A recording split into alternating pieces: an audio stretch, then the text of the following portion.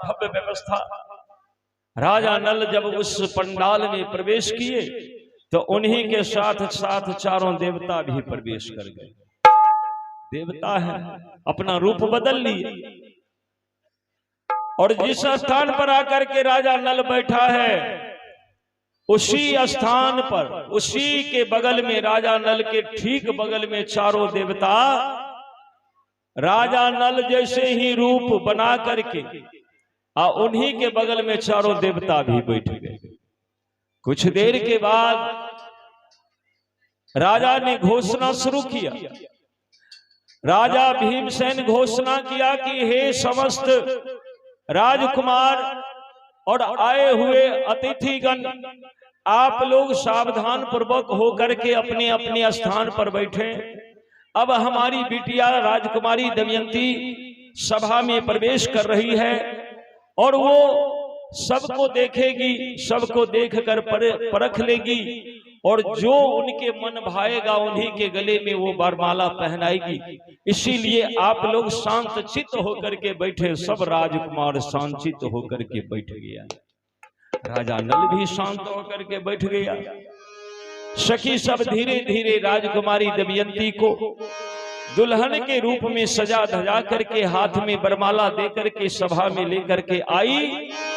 आगे आगे दमयंती और पीछे पीछे सखी सहेली सब गाते हुए आगे बढ़ती है कि सखी है धीरे धीरे चल, शादी के बेला भेला है।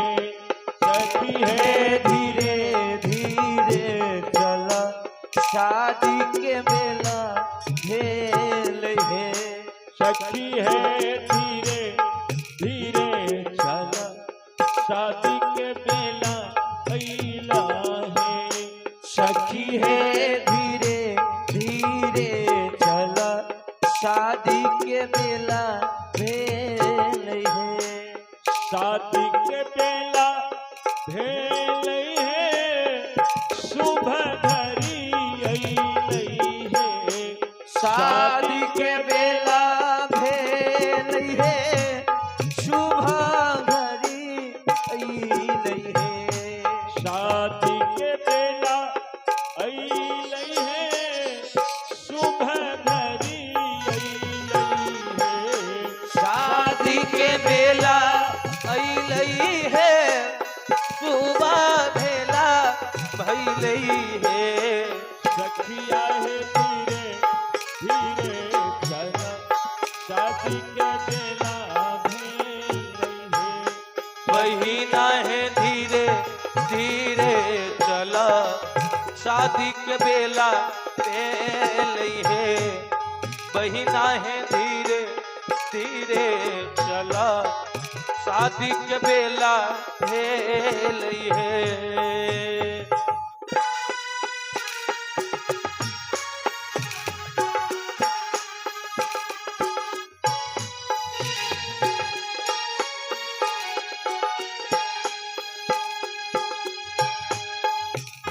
है धीरे धीरे चला, शादी के बेला भेलई है। बहिना है धीरे धीरे चला, शादी के बेला भेलई है। बहिना है दुल्हा के रूप में राजा नल अइलई है। बहिना है दुल्हा के रूप में राजा नल अइलई है। बहिना है दुल्हा के रूप में राजा नल अइलई है। बहिना है दुल्हा के रूप में राजा नल अइलई है। बहिना है दुल्हीना बनी राजकुमारी अइलई है। बहिना है दुल्हीन बनी दमयंती अइलई है।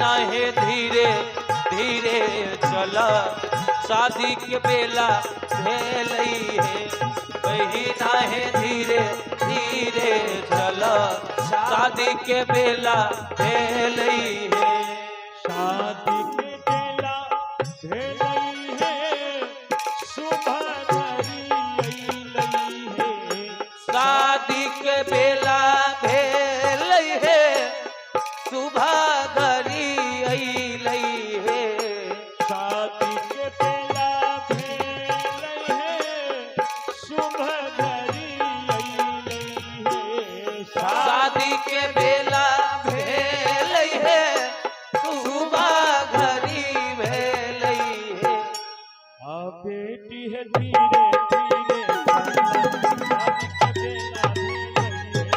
बेटी है धीरे धीरे चला शादी के बेला भेलई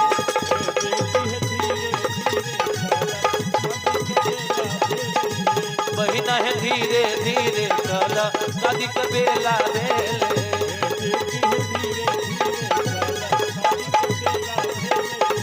बहिना है धीरे धीरे चला शादी के बेला भेलई बोलिए भक्त वत्सल भगवान की जय सखी सब मंगल गीत गाते हुए दमयंती को आगे बढ़ा रही है। दमयंती एक एक करके सब राजकुमार को देखते जा रही है, आगे बढ़ते जा रही है कि उनको तो किसी से मतलब है नहीं। वो तो पहले से मन बना करके बैठी है कि केवल और केवल राजा नल से विवाह करना है। लेकिन राजा नल के सामने में जो ही दमयंती पहुंची ना तो पैर तले के धरती खिसकने लगी। क्यों? तो एक राजा नल नहीं है, तब 5 राजा नल बैठे हैं। वो चारों देवता भी राजा नल के रूप बना करके उन्हीं के साथ बैठ गया। तो एक असली राजा नल और 4 नकली राजा नल, कुल कितना हुआ? 5 राजा नल एक ही साथ बैठे हैं। दमयंती जो ही 5 राजा नल देखी तो आंख बंद हो गया। हे भगवान, ये क्या हो गया? तब दमयंती को ध्यान आया, ओ उन देवताओं को जो मैंने मना कर दिया ना कि मैं तुम्हारे साथ विवाह नहीं करूंगी, तो शायद ये चारों जो है ना वही देवता है जो मेरे राजा नल के रूप बना करके उन्हीं के साथ बैठ गया है। पर इतने सभा में, इतने बहुत बड़ी सभा लगी है और इस सभा में एक कन्या, एक लड़की, भला अब क्या करे, क्या कहे लोग से कि मैं राजा नल से विवाह करना चाहती हूं। वहां तो स्वयंवर की बात है, जो पसंद आवे उसके गले में बरबला डाल दो। तो राजकुमारी अब पूछे कैसे, लेकिन यहां तो 5 राजा नल बैठे हैं। बस राजकुमारी दमयंती आंख बंद किए और भगवान को प्रार्थना करती कि हे प्रभु, आप बड़े दयावान हो प्रभु, थोड़ा दया कर दो प्रभु। देखिए इन देवताओं की धृष्टता, इनको जो मैंने मना कर दिया तो राजा नल के रूप बना करके बगल में बैठ गए हैं।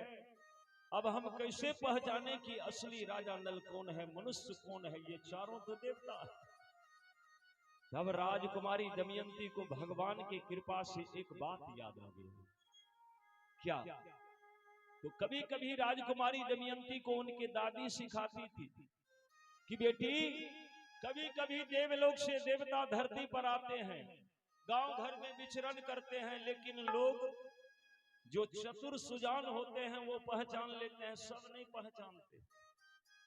कहा तो किस तरह से पहचान किया जाए? कि देवता जब देवलोक से धरती पर उतरते हैं तो देखने में लगता है कि वो धरती पर चलते हैं, लेकिन वास्तव में वो धरती पर चलता नहीं है। धरती से एक बित्ता ऊपर उसका पांव रहता है, धरती को स्पर्श नहीं कर सकता। ये प्रावधान है कि देवता धरती पर चरण नहीं रख सकता। बोलिए बजरंगबली की जय। ये बात जो ही दमयंती को याद आया तो दमयंती उन पांचों राजा के राजकुमार के चरण को पहले देखती है। तो चार जो देवता थे न, एक एक बित्ता उनके चरण पांव धरती से ऊपर में है। सिंहासन पर जो बैठे हैं धरती से एक एक बित्ता उनके चरण ऊपर में है, और राजा नल के दोनों पांव धरती पर रखा है। बोलिए बजरंगबली की जय। पर अभी भी दमयंती के मन के संशय नहीं मिटा। अब दमयंती गौर से देखती है तो चार जो नकली बैठे हैं देवता लोग राजा नल बन करके, उनके तन पर मक्खी नहीं बैठता है। जो असली राजा नल है उसके चेहरा पर कभी कभी माथे पर, कभी पलके पर, कभी होठ पर मक्खी आकर के बैठ जाते हैं। मनुष्य कितने भी तेल साबुन लगा ले, इत्र गुलाल लगा ले, सेंट का छिड़काव कर ले, लेकिन मक्खी भिन भिनाते भिन भानाते कभी न कभी आकर के बैठ ही जाएगा। वही हुआ, राजा नल के चेहरा पर मक्खियां आकर के बैठ जाती है, लेकिन उन देवताओं के चेहरा पर मक्खी नहीं बैठते, क्योंकि देवता के तन पर मक्खी को बैठने का अधिकार नहीं है। बोलिए भक्त वत्सल भगवान की जय। दूसरा प्रमाण मिल गया। दमयंती समझ गई कि असली राजा वही है जिसके चेहरा पर मक्खी बैठ जाती है, और बगले में तो ये चार बैठे हैं, इन पर मक्खी क्यों नहीं बैठती? ये देवता है। फिर क्या देखती है? तो मनुष्य के आंखें के पलके देखते हैं बराबर झपकते रहता है। सब मनुष्य के आंख के पलक झपकते रहते हैं, जबकि देवता के पलक नहीं झपकते। देवता के पलक एक समान रहता है, वो देखते ही रहते हैं, क्योंकि देवता हम लोगों की तरह सोते नहीं हैं। हम लोग जब सोते हैं तो आंख बंद कर लेते हैं, जागते हैं दुनिया के काम करते हैं तो आंख खोल लेते हैं, बात करते करते भी पलक झपकते रहता है। लेकिन देवता को मूर्ति के तरह पलक रहता है। जिस तरह से मूर्ति को जिस आकार में पलक बना दिया उसी आकार में रहता है, ठीक उसी तरह से देवता सर्वदा देखते ही रहते हैं, उनके पलक नहीं झपकता। दमयंती को यह भी आभास हुआ। अब दमयंती को पता चल गया कि हाँ, ये चारों नकली है। इतना ही नहीं, एक और प्रमाण मिला। क्या? तो मनुष्य जब परिश्रम करता है तो माथे पर पसीना आ जाता है, लेकिन देवता कितना भी परिश्रम करे उनके माथे पर पसीना नहीं आएगा। बोलिए भक्त वत्सल भगवान की जय। वही हुआ, राजा नल के माथे पर कभी कभी पसीना आ जाता है तो राजा नल अपनी गमछे से पोंछ लेता है, और उन्हीं के बगल में चारों देवता बैठे हैं, उनके माथे पर पसीना नहीं आता है। ये चार प्रमाण जब दमयंती को मिल गया तो दमयंती समझ गई कि ये चारों जो इधर बैठे हैं ये नकली है, और सामने में जो बैठे हैं यही असली है। बस राजकुमारी दमयंती तुरंत वरमाला लेकर के और राजा नल के गले में पहना दिए। बोलिए भक्त वत्सल भगवान की जय। अब तो चारों देवता सर से सर झुका दिए। चारों देवता स्तब्ध रह गए कि वाह, दमयंती तो हमें नीचा दिखा दिया। देवता कुपित हो गए, क्रोधित हो गए, लेकिन राजा नल भी इस बात को समझ रहा है और दमयंती भी समझती है। तुरंत दोनों उन चारों देवता के चरण में झुक गए, झुक करके प्रणाम कर लिए। बस विवश हो गया, चारों देवता आशीर्वाद दे दिया। बोलिए बजरंगबली की जय। इसीलिए हम निवेदन करेंगे, किसी से आशीर्वाद लेना है तो सबसे बढ़िया बात है कि उनके चरण स्पर्श कर लिया जाए। अगर वो आपके बारे में बुरा भी सोचता है ना, तो आप उनके चरण पकड़ लीजिए, उनको प्रणाम कर लीजिए, बस वो आशीर्वाद देगा। उनके आशीर्वाद जब मिल जाएगा तो वो कितना बुरा भी क्यों ना चाहे कुछ नहीं होगा। दमयंती दोनों, राजा नल और दमयंती यही विचार कर उन देवताओं के चरण में प्रणाम किए। बस चारों देवता आशीर्वाद दिए। इंद्र क्या आशीर्वाद दिया? कहा कि राजा नल तुम जीत गए, मैं हार गया। जाओ, एक दिन तुम बहुत बड़े राजा बन जाओगे, सर्वत्र तुम्हारे नाम की चर्चा होगी। मेरा आशीर्वाद है, मेरे जैसे तुम राज करोगे। इंद्र राजपद प्राप्त होने का आशीर्वाद दिया। वरुण देव आशीर्वाद दिया कि तुम यदि कभी प्यास से व्याकुल होते रहोगे, उस वक्त यदि मेरे नाम के स्मरण करोगे तो तुम जहां रहोगे जितना पानी तुम्हें चाहिए पर्याप्त मात्रा में वही पानी मिल जाएगा। अग्निदेव आशीर्वाद दिया कि हे राजा नल, तुम कहीं भी रहो और अग्नि की यदि जरूरत पड़े तो तुम एक बार मेरा नाम लेना, मैं वहीं प्रकट हो जाऊंगा, तुम्हें पर्याप्त मात्रा में अग्नि की प्राप्ति हो जाएगी। यमराज आशीर्वाद दिया, मृत्यु के देवता है यमराज। यमराज कहा कि राजा नल, मेरा आशीर्वाद है, मृत्यु जिस वक्त तुम्हें अपना मुंह में ले लेगी, मृत्यु के मुंह में तुम चले जाओगे, वहां से कोई इंसान बच नहीं पाता, लेकिन मेरा आशीर्वाद है कि एक बार तुम्हें मृत्यु के मुंह से निकाल के फिर दुनिया में जीवित कर दूंगा। बोलिए बजरंगबली की जय। चारों देवता आशीर्वाद दे करके और देवलोक के तरफ चल दिए।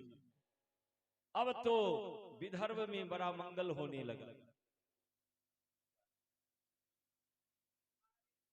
और ये प्यारी सी गुड़िया है खुशी कुमारी, 20 रुपए के पुरस्कार आया है खुशी कुमारी के स्वजन से। भगवान इन पर कृपा बनाए रखे। खुशी कुमारी पढ़िए लिखिए, आगे बढ़िए, अपने गांव समाज के नाम रोशन करिए। भगवान से आपके लिए मंगल कामना करते हैं। बहुत बहुत आशीर्वाद खुशी के लिए। कवि कहते हैं कि आजू विदर्भ में मारा भर सोहावन आजू विदर्भ में मारा भर सोहावन लागे। आजू विदर्भ में मारा भर आजू विदर्भ में मारा बर सुहावन लागे।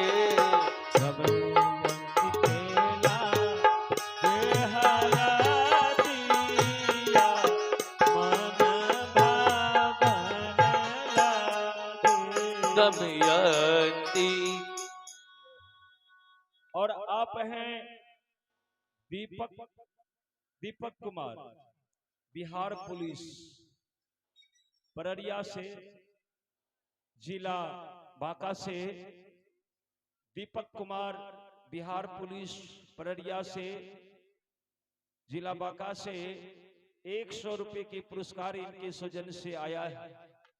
दीपक कुमार जी के लिए भगवान से मंगल कामना करते हैं। भगवान आप पर कृपा बनाए रखे। दीपक जी, आप सपरिवार सानंद जीवन यापन करिए। सर्वदा भगवान की कृपा आप पर बनी रहे, मंगल कामना हो। बहुत बहुत धन्यवाद दीपक जी के लिए। और आप हैं नंद किशोर ठाकुर। नंद किशोर ठाकुर के स्वजन से ये 50 रुपए के पुरस्कार आया है। नंद किशोर जी, भगवान की कृपा आप पर बनी रहे।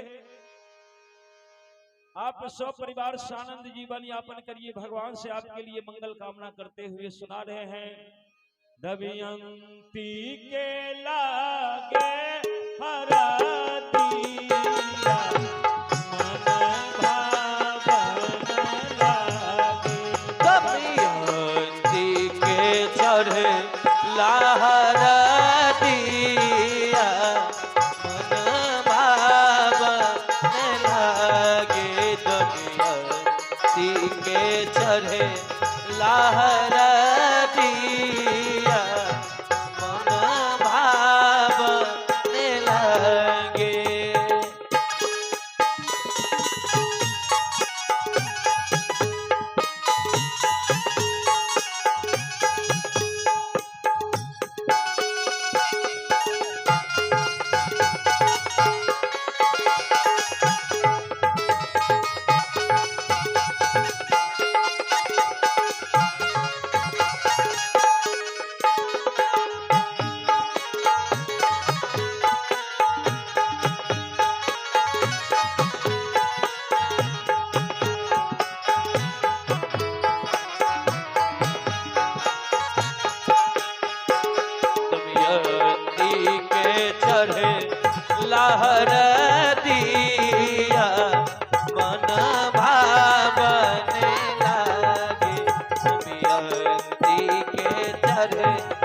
लहरा दिया पर सुहावन लागे।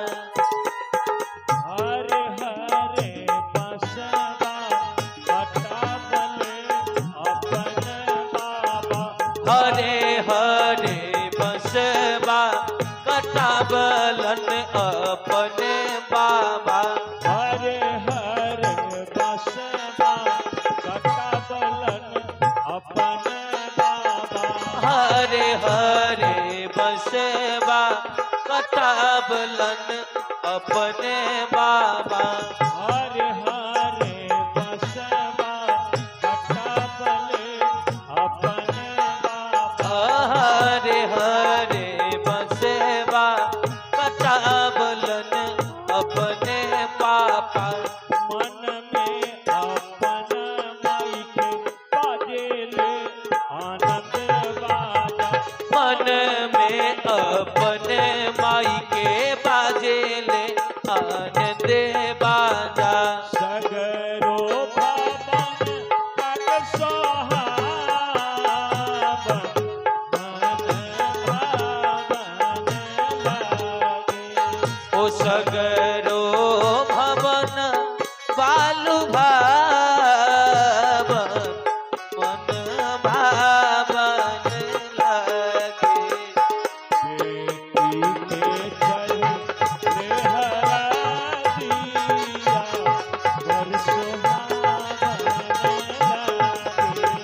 बेटी के चढ़े लहरा दिया पर सुहावन लागे।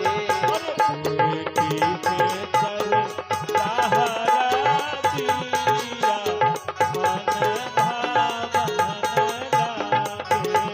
बेटी के चढ़े लहरा दिया मन भावन लागे।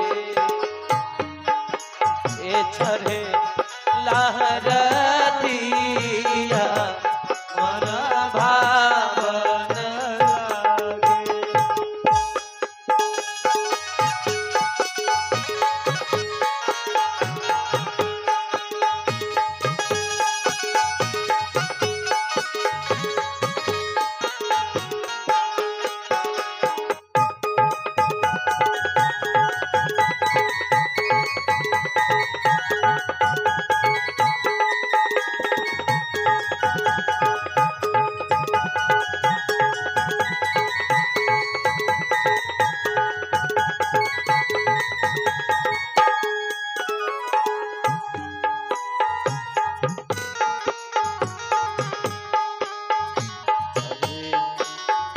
चढ़े लहरा दिया मन भावन लागे।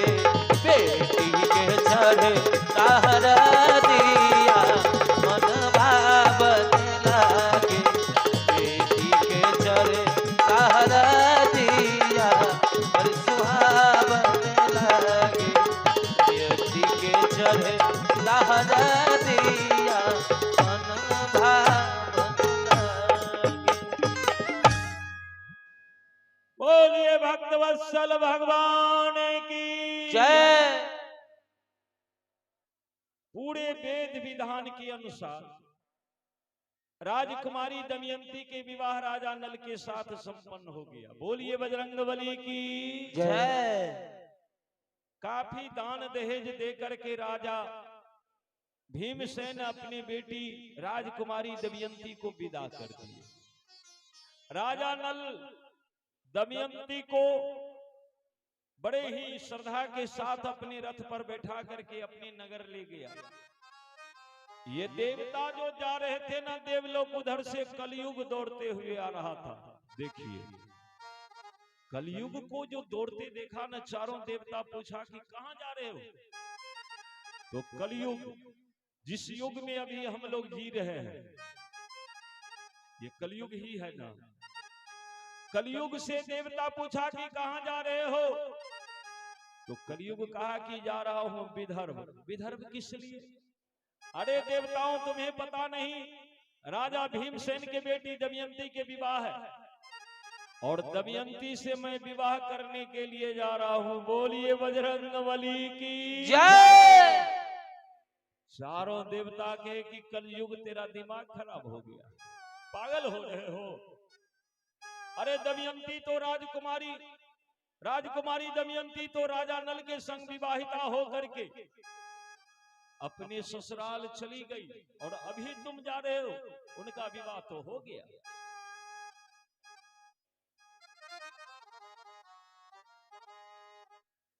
सज्जनों,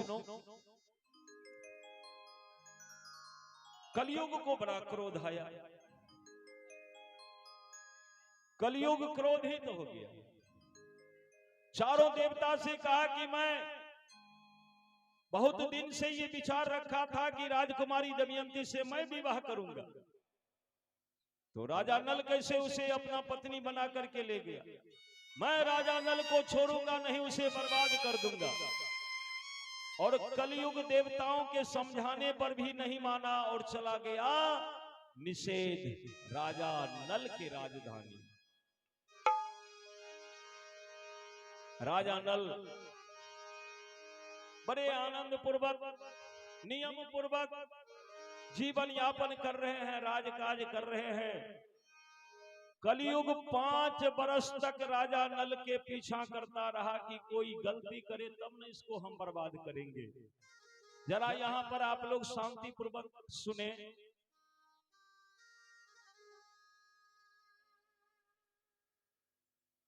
ये कलयुग है ना, किसको काम बिगाड़ता है, जरा गौर से सुनिएगा। कलयुग में जो जितना गंदा काम करेगा ना, कलयुग ऐसे आदमी को विघ्न नहीं देता, क्योंकि कलयुग ऐसे ही आदमी को चाहता है। राजा अपने समान में प्रजा चाहेगा। क्या नाम है?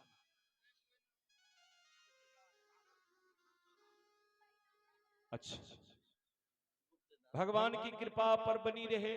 ये गुप्त दान आया है, आप सब परिवार स्वानंद जीवन यापन करिए, भगवान से मंगल कामना है। राजा नल गलत काम नहीं कर रहा है, बड़ा नियम पूर्वक जीवन जी रहा है। तो कलयुग किसके यहां रहता है जानते हैं? कहना नहीं चाहिए, लेकिन जो विशेष झूठ बोलता है कलयुग उसके यहां रहता है, उसके घर परिवार में जाकर के रहता है, वहां कलयुग को जगह मिल जाता है। जो नशा करता है, मंदिरा पान करता है, उसके यहाँ कलयुग का वास होता है। जहां पर हिंसा होता है वहां पर कलयुग का वास होता है।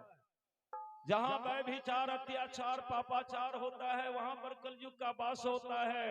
और जिस घर में भगवान की पूजा हो, भगवान के भजन हो, भगवान की कथा हो, भगवान के कीर्तन हो, जहां पर आरती हो, जहां पर वंदन हो, जहां पर भगवत कथा हो, जहां पर लोग नियम पूर्वक जीवन जिए, वहां पर कलयुग को कोई स्थान नहीं मिलता है। तो अब आप लोग विचारिए कि आपके घर में कलयुग तो नहीं है। अगर आप कलयुग को जगह दे रहे हैं तो सावधान हो जाइए। कलयुग को अपने घर में मत रहने दीजिए, नहीं तो बिना बात के घर परिवार में लड़ाई होगा, झगड़ा होगा, कलह होगा, सब कुछ रहते हुए चैन की रोटी नहीं मिलेगा। अगर चैन से जीवन यापन करना चाहते हैं तो भगवत भजन करिए, गलत काम मत करिए, नहीं तो कलयुग आकर के वहां वास दे देगा और फिर जीवन अशांत हो जाएगा। राजा नल 5 बरस तक कलयुग को मौका नहीं दिया। एक बार क्या हुआ, कलयुग तो पीछा कर रहा था, हरदम ताक में था कि कब मौका मिले कि मैं राजा नल को बर्बाद कर दूं और दमयंती को लेकर के चला जाऊं और अपना रानी बना लूं दमयंती को। देखिए कलयुग, ये राजा कैसा है जरा विचारिए।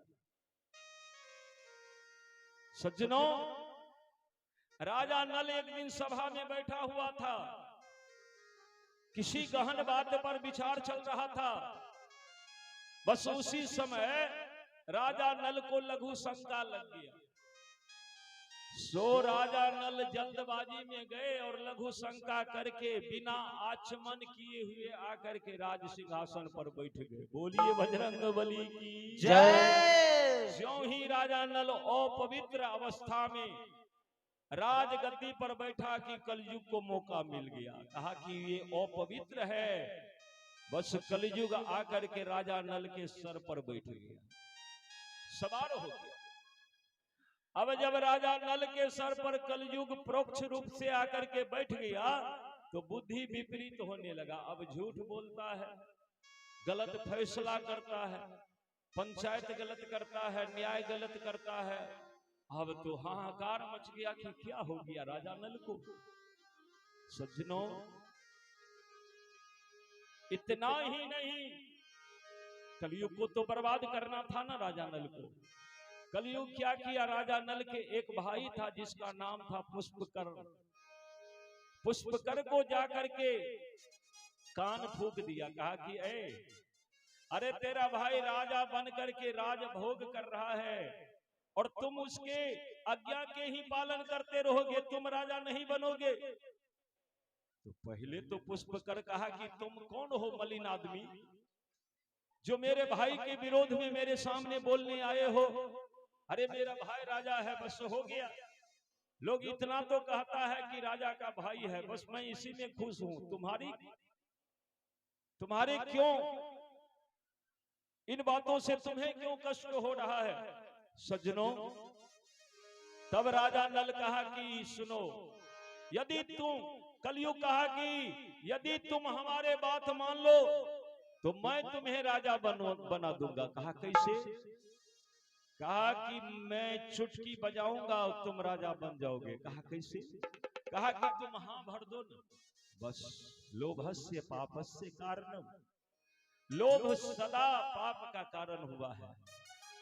सज्जनों, पुष्पकर को लोभ हो गया कि क्यों ना हम राजा बन जाए। जब इसके पास में युक्ति है तो हम क्यों ना राजा बन जाए। कहा कि वचन दिया, तुम जो कहोगे वही करेंगे। बस कलयुग कहा कि ठीक है, एक बार तुम अपने भाई से कहो जुआ खेलने के लिए, और तेरा भाई यदि तुम्हारे साथ जुआ खेल लिया बस समझो तुम राजा बन गया। लोभ दे दिया। बस पुष्पकर राजसभा में पहुंच गया और राजा नल से कहा कि बड़े भैया एक हाथ हमरे साथ जुआ खेल लीजिए। राजा नल कहा कि ये मेरे भाई, ये सब दिन मैं तुम्हें हृदय से लखा कर रखा, तुम्हें पढ़ाया लिखाया, विद्वान बनाया, यही दिन देखने के लिए कि तुम भरी सभा में आकर के हमें कहोगे जुआ खेलो। कहा कि भैया डर हो रहा है, एक हाथ खेल लीजिए, नहीं तो राजा महाराजा का शौक होता है। राजा नल कहा कि नहीं नहीं, ये जुआ खेल अन्यायी का,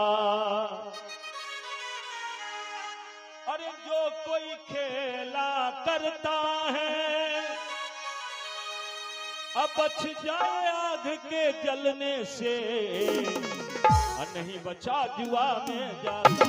बच जाए आग के जलने से, नहीं बचा जुआ में जाता।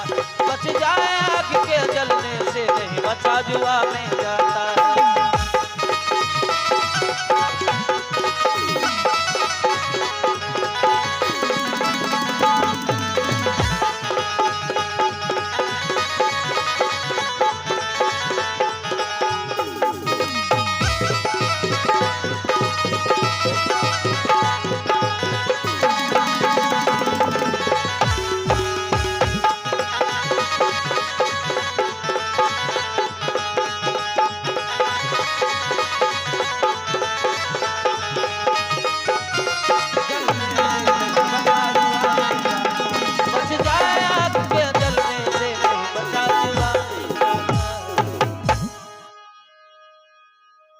अरे बच जाए आग के जलने से,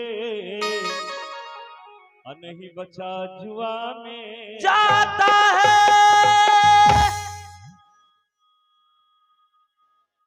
लेकिन जहां पर कलयुग का वास होगा, वहां सद्बुद्धि कभी आ सकती है? कभी नहीं। राजा नल लाख समझाया अपने छोटे भाई को, लेकिन कलयुग तो इस कदर कान फूंक दिया कि छोटका भाई कुछ सुनता ही नहीं है। अंत में राजा नल जुआ खेलने लगा अपने भाई के साथ। जुआ खेलने लगा तो बात बात में राजा नल की हार होने लगी। राजा नल की हार होने लगी तो एक सिपाही दौड़ करके राजकुमारी दमयंती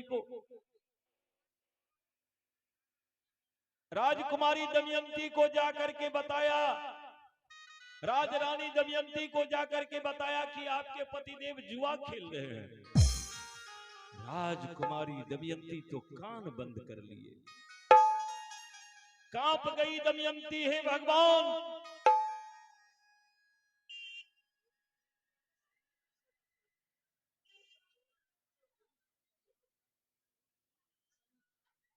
और देखा जाए भूतपूर्व सैनिक शेखर चौधरी, भूतपूर्व सैनिक शेखर चौधरी पररिया जिला बांका से, उनके स्वजन से 100 रुपए के दान आया है।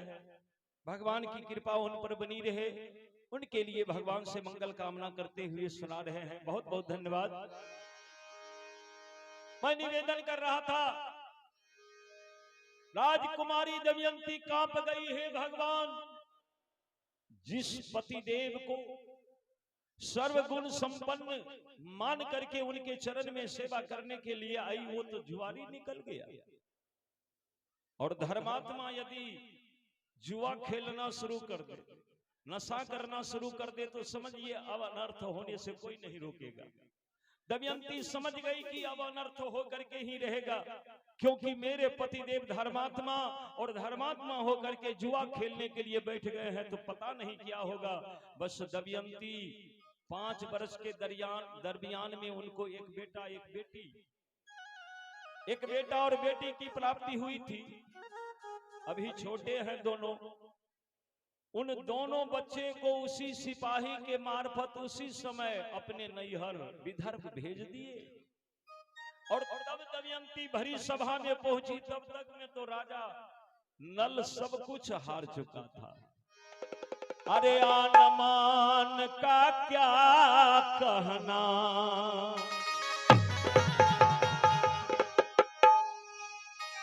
आन मान का क्या कहना,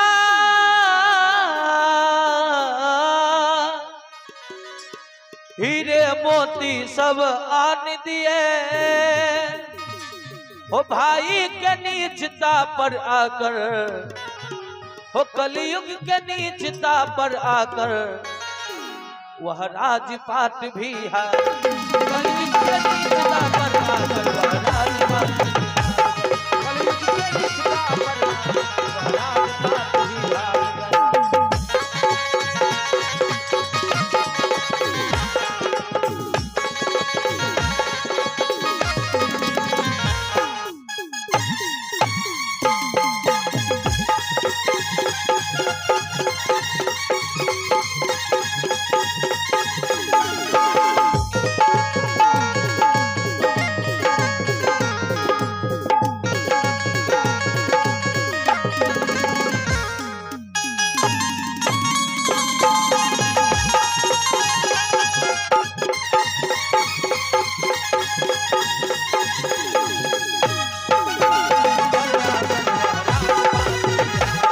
कलयुग के नीचता पर आकर वह राजपाट भी है। कलयुग के नीचता पर आकर वह राजपाट भी हार गए। जो ही राजपाट हार गया जुआ पर, बस कलयुग के इशारा पाकर के तुरंत पुष्पकर अपने भाई को तुरंत कह दिया कि निकल जाओ हमारे राज से। दोनों प्राणी को राज से तुरंत निष्कासित कर दिया, निकाल दिया। पल में राजा बने भिखारी, निर्धन होई धनवान। कर्म के लेख केहू न मेटे, मूर्ख करन गुमान। देखिए राजा नल जैसे धर्मात्मा थोड़ा सा गलती किया, जुआ खेला, कि राजपाट सब कुछ गंवा दिया, बर्बाद हो गया। इसीलिए कभी भी धर्मात्मा पुरुष को ऐसा नहीं करना चाहिए, बचना चाहिए इन सब चीजों से। सज्जनों, दोनों प्राणी अपने राज से निकल गए। जो वस्त्र पहने हैं बस वही वस्त्र तन पर है। दोनों प्राणी भिखारी की तरह अपने राज से निकल गए।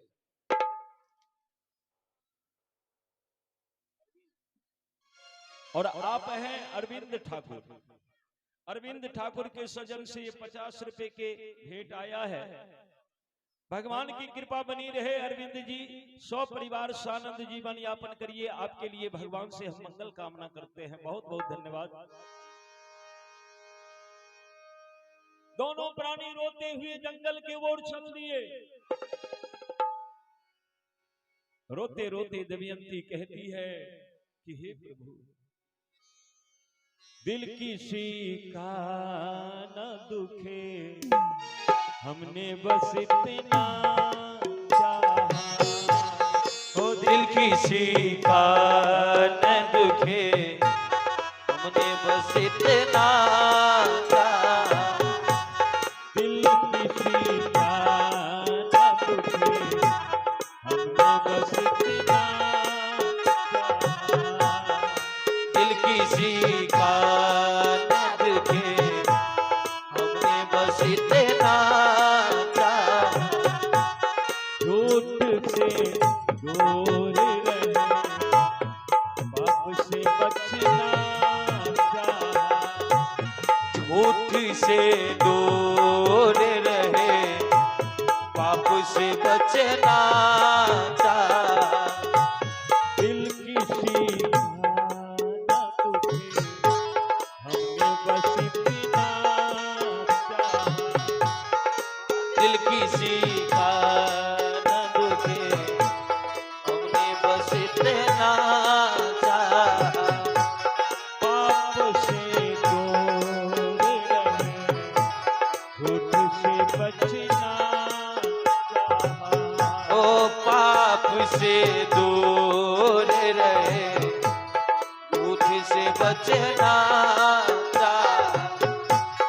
पाप से दूर रहे, झूठ से बचना चाहा। जिसका बदला ये मिली उल्टी छुरी हम पे चली। अब तो चारों